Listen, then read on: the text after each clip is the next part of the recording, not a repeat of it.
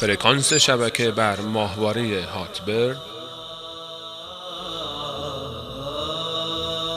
و بر ماهواره نایل سات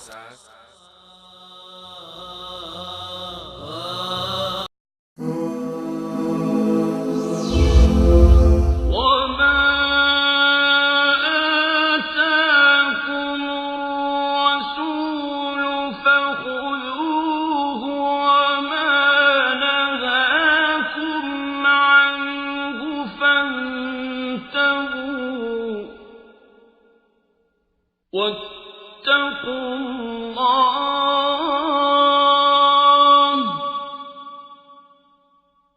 إن الله شديد العقاب.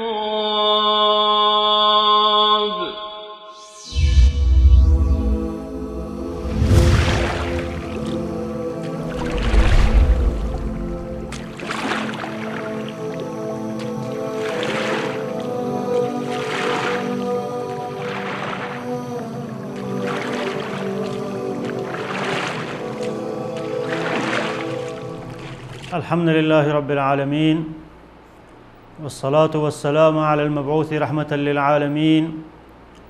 وعلى آله وصحبه أجمعين. دوستان نهایت گرامی، بینندگان عزیز،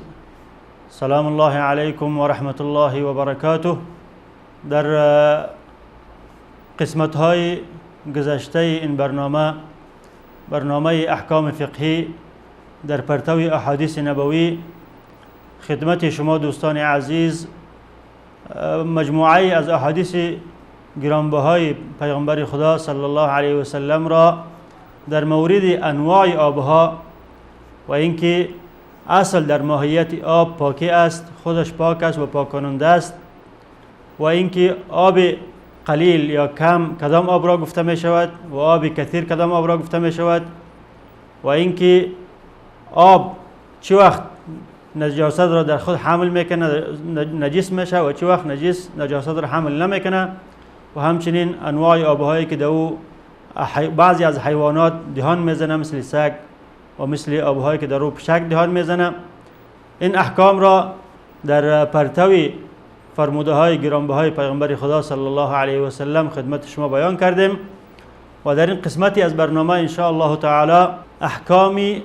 اوانی را، احکام ظرفها، جامها، کاسه ها، یعنی کدام نوع از انواع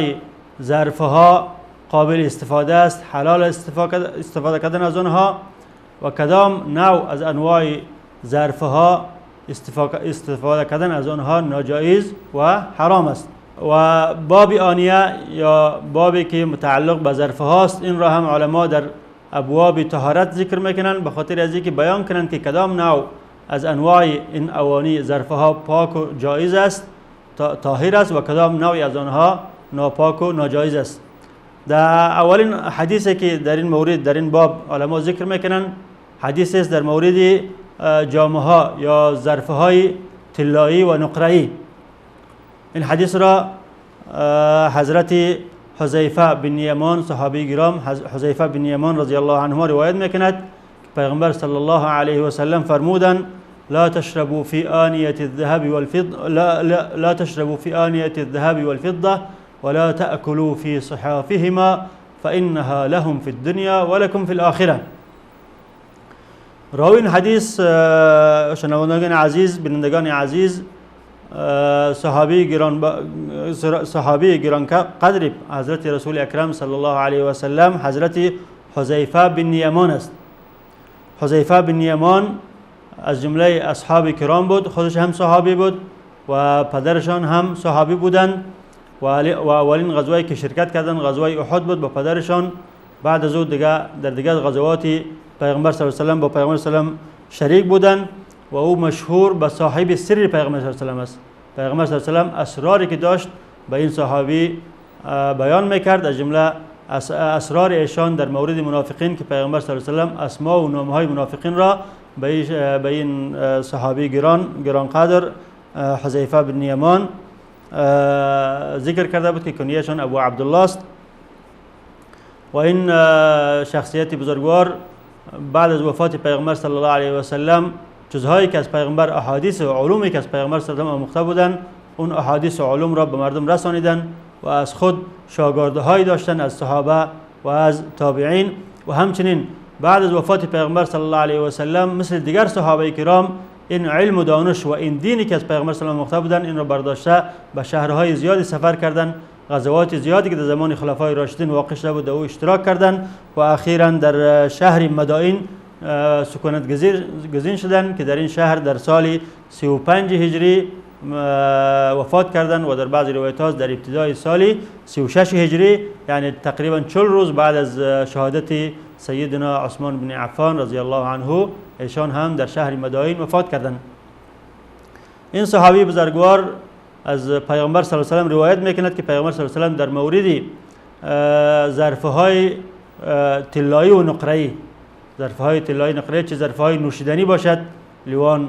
و جامهای آب و چه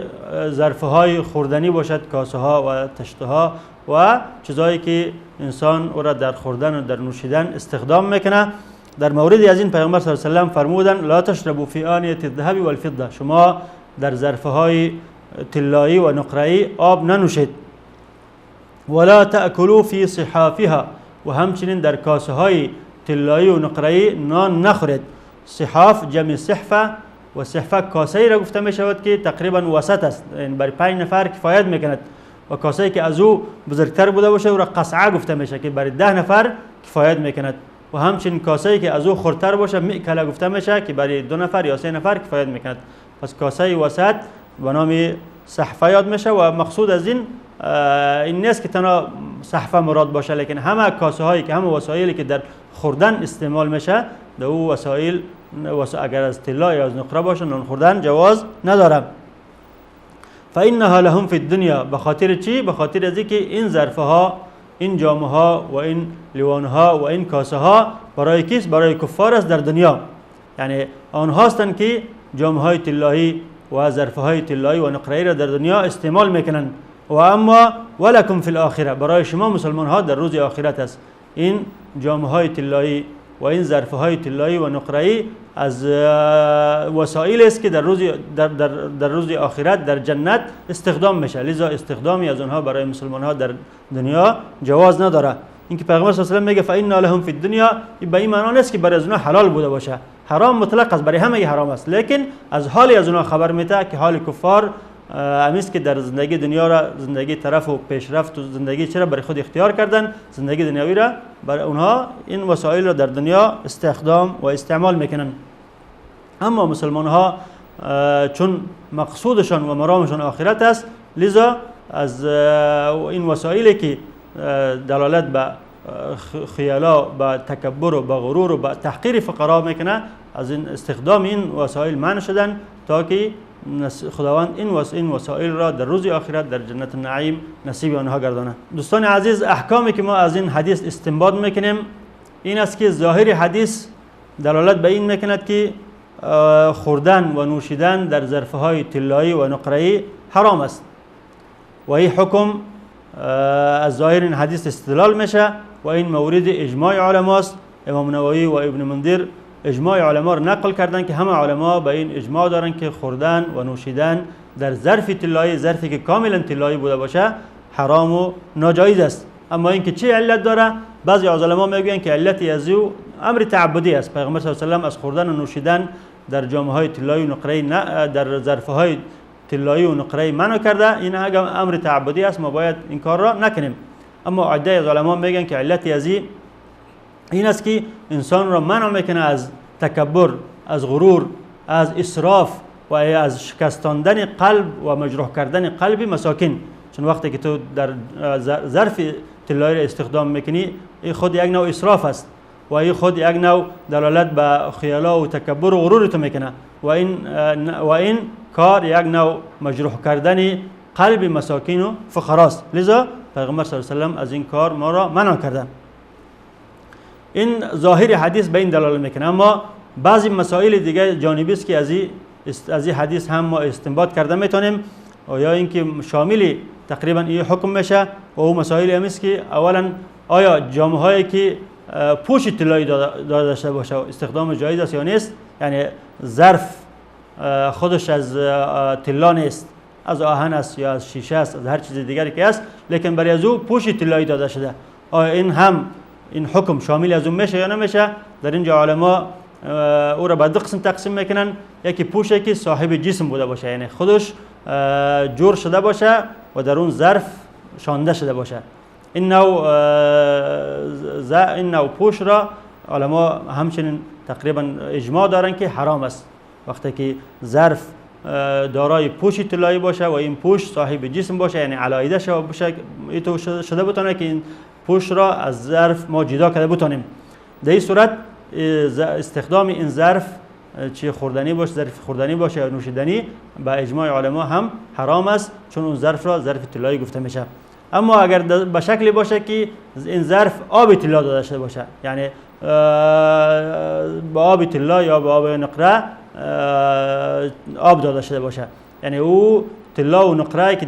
دو استعمال شده جدا نشده نتونه، من حیث جسم جدا شده نتونه، و در این صورت علما میگن که استخدام از او جواز داره، چون او ظرف سر از او اطلاقی ظرف طلایی یا ظرف نقره‌ای کرده نمیشه. لذا استخدام این نوع ظرف‌هایی که دو با آب طلا آب داده شده باشه یا با آب نقره آب داده شده باشه و جواز داره، باقی نداره. و مسئله دوم مسئله ظرف‌هایی است که درز پیدا میکنه، شکستگی پیدا میکنه یا سوراخی پیدا میکنه، اون درز و سوراخی و شکستگی از او را به طلا پد میشه یا به نقره پد میشه که او را در اصطلاح فقها الاناء المضبب میگن. المضبب یعنی ظرف‌های تذبیب شده. تذبیب یعنی پد کردن اون سوراخی یا درزی که در اون ظرف پیدا شده. این اگر این کار صورت بگیره، جامه‌هایی که به این شکل بوده باشه، علما تقریبا اتفاق دارن که اشکالی نداره و استخدامی از این نوع ظرف‌ها جواز داره و این ظرف‌ها را ظرف‌های طلایی یا نقره‌ای گفته نمیشه، چون حدیث امام بخاری رحمت الله علیه روایت میکنه از انس بن مالک که انس بن مالک رضی الله عنه فرمودن ان قدح النبی صلی الله علیه و سلم انکسر فاتخذ مکان الشعب سلسله من ذهب. پیغمبر خدا صلی الله علیه و سلم جامی داشتن که او جام شکست، یعنی درز پیدا کرد و پیغمبر خدا در جای امو درز یا در جای امو سوراخی که در ظرف واقع شده بود یک وصله از ذهب را جابجا کرد و با واسطه امو وصله ذهب و سوراخی یا شکستگی و ظرف پوت شد و پیغمبر صلی الله علیه و ظرف استخدام میکرد. این حدیثی که امام بخاری روایت کرده حدیث صحیح است و صراحتا به این دلالت میکند که وقتی که ظرفی که از آهن است یا از شیشه است یا از آلومینیوم است، از هر چیزی است، درز پیدا میکنه، درزی از او یا سوراخی پیدا میکنه، میشکنه، شکستگی از او توسط طلا یا نقره پوت میشه، اشکالی در استخدام از او اشکالی نداره و این حکم شامل از او نمیشه، حکم تحریم شامل از او نمیشه. اما مسئله سوم که به این مسئله تعلق میگیره، مسئله است که آیا ما میتونیم که ظرفهای طلایی یا نقره‌ای را در غیر خوردن و نوشیدن استخدام کنیم، چون در این حدیث کلمه خوردن و نوشیدن آمده که حرام است که شما در خوردن و نوشیدن ظرفهای طلایی را استخدام کنین. اما ما میتونیم که در غیر خوردن و نوشیدن استخدام کنیم، مثلا به خاطر وضو کردن، به خاطر تشت طلایی داشته باشیم، به خاطر غسل کردن یا مسائل دیگری ما میتونیم استخدام کنیم ظرفهای طلایی را، نقره‌ای را یا نمیتونیم. در این مورد جمهور علما نظرشون هم است که استخدام ظرفهای طلایی مطلقاً حرام است. ظرفهای طلایی مطلقاً چه به خاطر نوشیدن باشه و چه به خاطر خوردن باشه استخدامشان حرام و ناجایز است. قیاس میکنن دیگه استخدامات ها به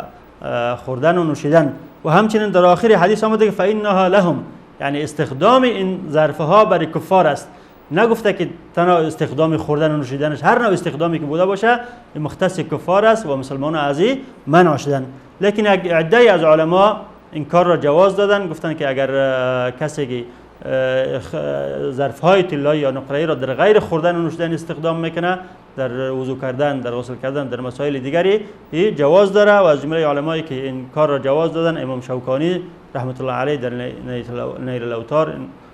حکم را بیان کرده، گفته که این چیز جواز داره و قیاس گفته در اینجا قیاس شده نمیتونه چون شروط قیاس متوافر نیست. و همچنین از علمای معاصر شیخ محمد بن عثیمین هم این مسئله را جواز میدادند. به هر حال رأی جمهور علما و عامه علما همیست که استخدام ظرفهای طلایی، چه ظرفهای طلایی و نقره‌ای، چه در خوردن، چه در نوشیدن، چه در استخدامات دیگر به هیچ صورتی برای مسلمان جایز نیست. بینندگان عزیز، یک میان برنامه کوتاه می‌بینیم، بعد از اون دوباره خدمت شما هستیم و احکام متبقی که از این حدیث استنباط میشه ان شاء الله بیان میکنیم. با ما باشید.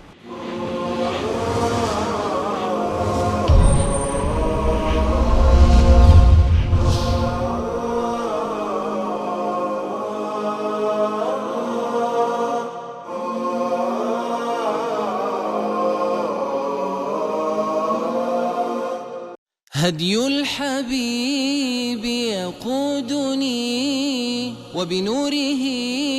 تصفو الحياة. أسار في درب النبي صحب وأشراف تقى. قوموا إلى ابو امامه باهلی رضی الله تعالی عنه فرمودند خدمت رسول الله صلی الله علیه و آله و سلم از دو مرد یاد شد که یکی از آنها عابد است و دیگری عالم و دانشمند. رسول الله صلی الله علیه و آله و سلم فرمودند برتری دانشمند بر عابد همانند برتری من نسبت به پایین ترین شماست. سپس رسول الله صلی الله علیه و آله و سلم فرمودند همانا الله و فرشتگان و اهل آسمان ها و زمین و حتی مورچه های داخل لانه و ماهیان داخل دریا برای معلمی که به مردم نیکی می آموزد دعای خیر می کنند. وبنوره تصفو الحياة. أسار في درب النبي صحب وأشراف تقى. قوموا إلى الدرب المضيء نسمو ونرقى في علا ونعانق العيش الهني. نحيا ونرشف من شذا.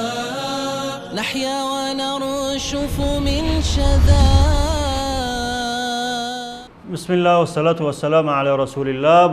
با سلام مجدد خدمت شما دوستان عزیز هستم.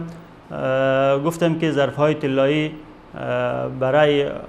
به اتفاق علما در خوردن و نوشیدن حرام است و اما برای جمهور علما و اکثریت علما در استخدامات دیگه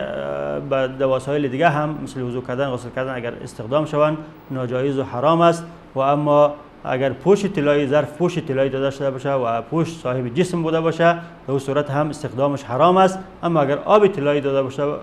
داده شده باشه اشکالی نداره. و همچنان اگر ظرف درس کنه و شقی پیدا کنه و شکستگی پیدا کنه و شکستگی توسط طلای نقره پوت شوه اشکالی نداره. مسئله چهارم که به این ارتباط میگیره و است که در این حدیث شریف طلا و نقره را ذکر کرده، لیکن دیگه سنگ‌های گرانبهای دیگه هم موجود است مثل یاقوت و زبرجد. این سنگ‌هایی است که شاید بعضیاش قیمتش از طلا و نقره که بیشتر بوده باشه. آیا ما میتونیم که ظرف‌های از دیگر انواع سنگ‌های گرانبها داشته باشیم، ظرف یاقوتی و ظرف‌های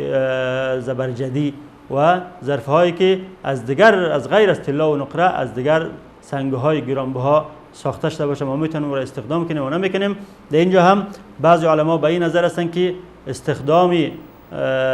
هیچ نوع از این انواع ظرف‌ها جواز نداره، چه طلا و نقره باشه و چه دیگه احجار کریمه بوده باشه. به خاطر چی؟ به خاطر از اینکه علتی از این حدیث ما میبینیم که علتش چی است؟ علتش همیست که پیغمبر خدا ما را از این چیزا منع کرده تا که ما را از کبر و غرور و از اسراف و از مجروح کردن قلب فقرا ما را منع کنه. و این علت همچنان که در طلا و نقره موجود است در دیگر سنگ‌های گرانبها هم موجود است. لذا اگر کسی یک نوع ظرف‌های مثلا زبرجدی را استخدام میکنه یا قوطی را استخدام میکنه و دیگر سنگ‌های گرانبها را استخدام میکنه و هم ناجایز است. لیکن بعضی از علما به این نظر هستند که نه، علت این تعبدی است و پیغمبر خدا فقط از روی یک امر تعبدی ما را از استخدام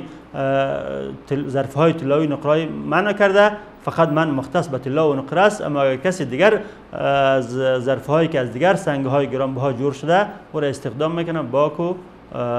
ایبایی نداره. و مسئله اخیری که تقریبا به این حدیث ما تعلق میگیره او است که آیا تجارت کردن به ظرفهای طلایی و نقره‌ای یا اینکه کارخانه ساختن ظرفهایی که ساختن کارخانه‌ای که ظرفهای طلایی و نقره‌ای را میسازه جواز داره یا نداره، این هم برمیگرده به اینکه آیا ما میتونیم که ایرا غیر از خوردن و نوشیدن در دیگه چیزا استخدام کنیم یا نکنیم. ما گفتیم که جمهور علما رأیشون هم است که استخدام ظرفهای طلایی و نقره‌ای به شکل عام حرام است، چه در خوردن و نوشیدن باشه چه در استخدامات دیگه باشه. وقتی که رأی جمهور علما هم است، پس آنها تجارت کردن رو هم جواز نمیتن و همچنین کارخانه‌ای که این را میسازه او را این ظرف‌ها را میسازه او را جواز نمیتن. پس ساختن ظرف‌های طلایی و نقره‌ای در نزد آنها و همچنین باز کردن دکانی که ظرف‌های طلایی و نقره‌ای را میفروشه، فروش یعنی ظرف‌های طلایی و نقره‌ای حرام است، چون هر چیزی که در اصل حرام بود استخدامی از او حرام باشه تجارتی از او هم حرام است. مثلا شراب نوشیدنش حرام است، تجارتش هم حرام است و جور کردن کارخانه‌اش هم حرام است. لذا مادامی که استخدام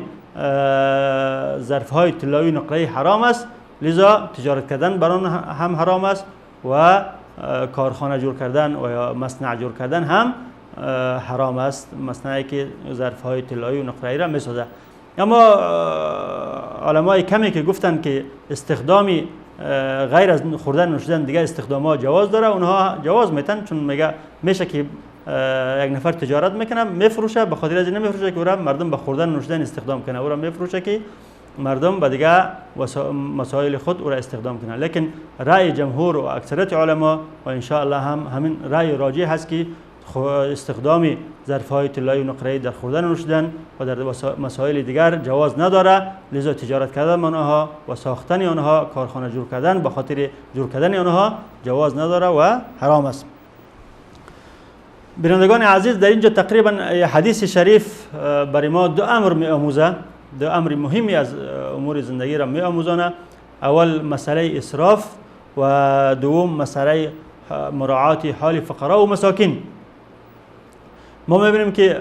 پیغمبر خدا به خاطر چی ما را از استخدام این نوع ظرفها منع کرده؟ به خاطر از اینکه ما اسراف نکنیم، چون مالی که در نزد ما است، مالی که خداوند برای ما نصیب گردانده، این مال یک نوع امانت است پیش ما.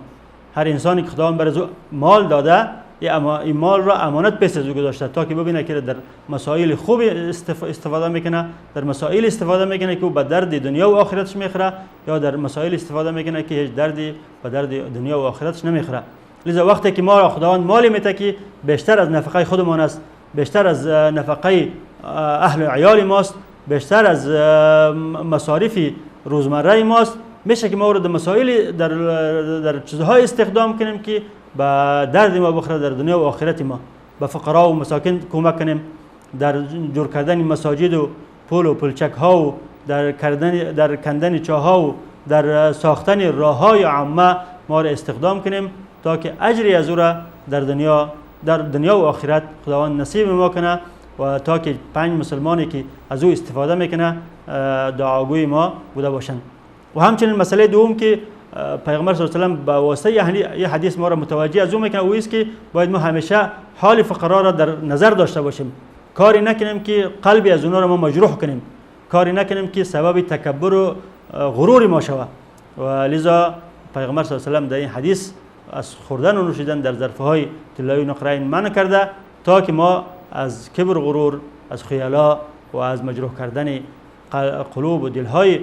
مساکین خودداری کنیم. دوستان عزیز، این بود بعضی احکام و مسائلی که از این حدیث استنباط میشد و حدیث دیگری هم از ام سلمه روایت شده است که به این معناست و این معنای حدیث ابن عباس، حدیث حذیفه بن یمان را ادا میکنه. لیکن در این حدیث وعید شدیدی است برای کسانی که ظرفهای طلایی و نقره‌ای را استخدام میکنن. حضرت ام سلمه رضی الله عنها روایت میکند که پیغمبر صلی الله علیه و سلم فرمودند الذي يشرب في اناء الفضة انما يجرجر في بطنه نار جهنم. حدیث متفق علیه است، حدیثی که امام بخاری و امام مسلم را روایت کرده و همچنین حدیث اولی حدیث حذیفه بن یمان حدیث متفق علیه بود، حدیثی بود که بخاری و امام مسلم را روایت کرده بودند. راوی این حدیث ام المؤمنین ام سلمه رضی الله عنها است که نامشان هند بنت ابی امیه بود و ایشان زوجه شخصی بودند به نام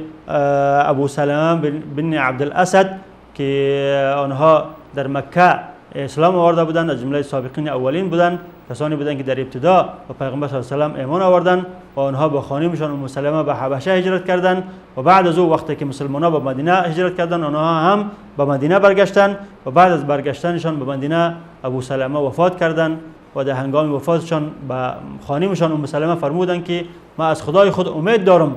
که برای ما خانمی نصیب کنه که بهتر از تو بوده باشه. این قصدشان حور عین است که ما در جنت برم و خداوند برای من حور عین را نصیب کنه و همچنین ایرا امید دارم که خداوند برای تو شوهری نصیب کنه که از ما هم بهتر بوده باشه. همین بود که ام سلمه نصیب پیغمبر خدا شد و پیغمبر خدا در سال 4 هجری به خواستگاری ایشان نفر روان کردند و ایشان هم قبول کردند و جزو امهات المؤمنین گشته در خانه نبوت تشریف آوردند و بعد از وفات پیغمبر صلی الله علیه و سلم آنها زنده بودند تا سال 59 هجری و در سال 59 هجری وفات کردند و در بعضی روایت‌ها سال 62 هجری وفات کردند و در پهلوی دیگه ازواج مطهرات در بقیع الغرقد دفن شدند. ام المؤمنین روایت میکنه که پیغمبر صلی الله علیه و سلم فرمودند الذي يشرب في اناء الفضه، کسی که در جامی یا در لیوانی نقره‌ای می نوشد و در روایت دیگر در مسلم میگه که الذي يشرب في اناء الفضه والذهب، کلمه ذهب هم در اونجا اضافه شده. پس جام چه طلایی بوده باشه چه نقره‌ای بوده باشه و برای از او وعید و تحذیر است، چون در این حدیث متفق علیه فضه را آورده و در این من باب اولا ذهب هم داخل میشه. وقتی که استخدام ذهب فضه نقره حرام بوده باشه استخدام طلا من باب اولا حرام است. کسی که استخدام می نوشه در ظرف طلایی یا نقره‌ای انما یجرجر فی بطنه نار جهنم. یجرجر جرجر صدای آب را گفته میشه وقتی که انسان می نوشه. وقتی که انسان آب را می نوشه در حلقی از وقتی که به حلق میگذره آب یک نوع صدای بیرون میکنه، این صدای آب را جرجره گفته میشه و این کنایه عزیز که وقتی که انسان در ظرف طلایی می نوشه در جام طلایی می نوشه خدا او مستحق چی میشه؟ مستحق عذاب جهنم میشه. همچنین که خداوند متعال میفرماید که ان الذين ياكلون اموال اليتامى انما ياكلون في بطونهم نارا، کسانی که مال یتیم را میخورند مانند عزیز که در شکم خود آتش جهنم را خوردن و این هم کنایه عزیز که یعنی اونا مستحق جهنم میشن. همچنین در حدیث که وقتی پیغمبر خدا میفرماید که هر کسی که در جام طلایی می نوشه در ظرف طلایی می نوشه گویا این که در شکم خود آتش جهنم را داخل کرده، به این معنی است که او مستحق جهنم میشه و جهنم یک طبقه از طبقات آتش است، یک طبقه از طبقات دوزخ است و علما میگن به خاطر از این او را جهنم گفته میشه که خیلی چقور و عمیق است و طبقه خیلی چقور و عمیق است و بعضیا میگن خیلی عذاب شدید و غلیظ است، از او خاطر او را جهنم نامیده شده. و این حدیث هم مانند حدیث قبلی حدیث حذیفه بن یمان دلالت میکنه به تحریم به حرام بودن استخدام ظرفهای طلایی و نقره‌ای، چون در این حدیث وعید آمده از پیغمبر صلی الله علیه و سلم برای کسی که ظرفهای طلایی و نقره‌ای را استخدام میکنه با آتش جهنم و وعید با آتش جهنم نمی باشه مگر در چیزی که حرام بوده باشه. پس وعید پیغمبر خدا دلالت به این میکنه که استخدام ظرفهای طلایی و نقره‌ای در خوردن و نوشیدن و همچنین بنا به قول اکثر علما در دیگر استخدامات حرام و ناجایز است. خداوند برای ما و شما توفیق عمل نصیب کنه تا که این گفته های گرانبهای پیغمبر صلی الله علیه و سلم را در زندگی خود عملی بکنیم و تا که سعادت دارین نصیب ما و شما گردد و آخر دعوانا ان الحمد لله رب العالمین.